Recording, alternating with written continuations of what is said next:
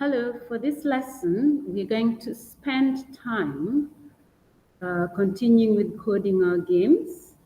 And then we're going to work on our class portfolio again. So we're going to continue organizing our work in our classroom portfolios. And as you do that, I'd like you to try and check that you complete the work that is required. So in your Google Classroom, I have quite a number of attachments. There's Criterion Rubric 1. Remember, we had Criterion Template 1, but we didn't have Rubric 1. So the rubrics, you just post them into the portfolio. You don't need to fill them. We'll fill them together.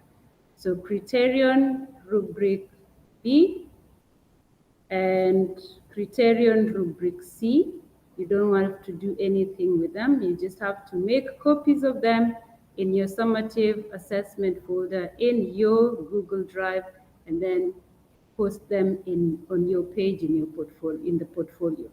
Now, what you're going to work on today is Criterion C templates, and I have guidelines here for you on how you're meant to organize your portfolio. So if you open Criterion C template, what I need you to do, this is the part on creating the solution. We've done a lot in creating our game.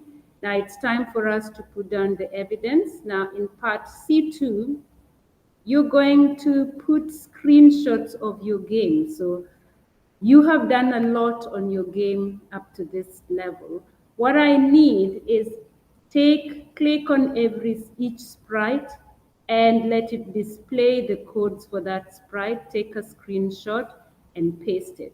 So for every character you have in your game, I need to see a whole screen screenshot. Remember, whole screen means I need to see the codes and I need to see the character and the background. So if you have 2 sprites, I will need to see 2 screenshots. If you have more sprites, I need to see more screenshots.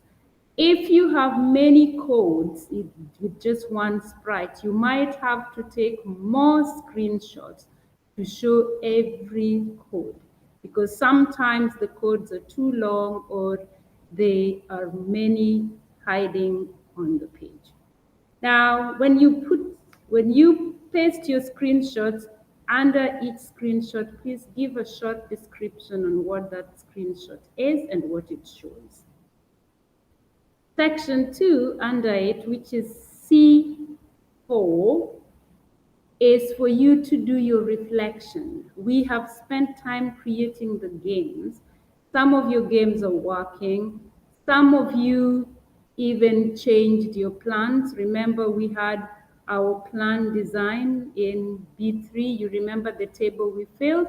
Some of you changed their minds about what they had planned and are doing other things, which is perfectly good. That is the essence of creating a solution, and that is how we work with the design cycle. There's always room to change your mind. So in this section, I have provided you a few questions that are going to help you in your reflection. For example, did you make any changes to your plan? If not, then explain why. Now, which plan are we talking about? We're talking about the plan in Criterion B, section B3, the table you filled that showed what your game would look like. So give us a reflection on that. If you change your plan, tell us. Tell us what you changed, what new things you brought, what you took away, what you thought didn't work. Then number 2 is, what changes have you made to the plan? Tell us what you did. So here is just simply if you made changes and explain why you made or why you did not make changes. Then does your game still look like the final design? If so, then explain any changes you considered but may not have implemented. So it's still about looking at the changes. You may have thought of some changes, but then you thought they didn't work, so you left them. Tell us about that. And then what changes have you made to the final design? So those are questions to help you reflect. Just click under each question and type your reflection. So that's what you do for Criterion C.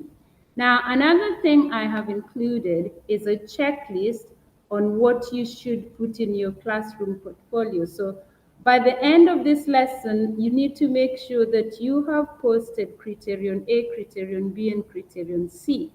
Now I'm going to ask you to post the Criterion rubrics even though we haven't filled them. So when we start filling them, we will fill them from the portfolio.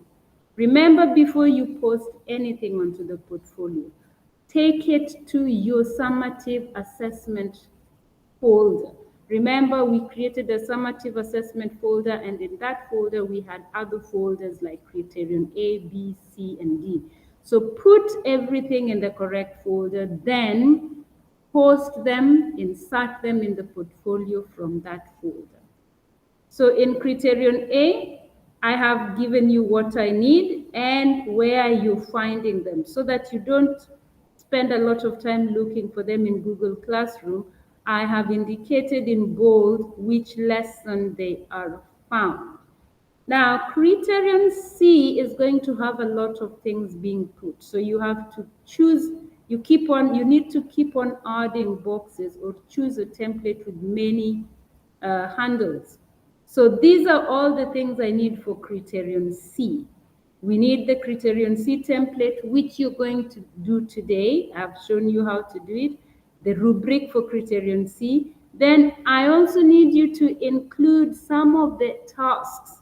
They were not part of the summative assessment, but they're tasks that we did during the lesson. These tasks will help improve on your grades.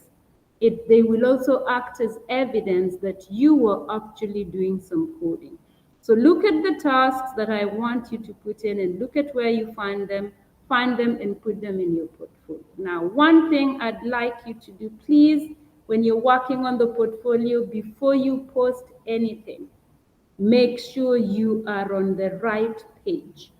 Be on your page and be in the correct page for the criterion.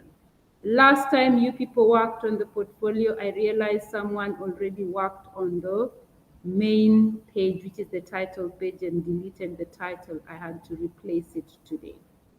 So, well done. I expect to see great work in the portfolios.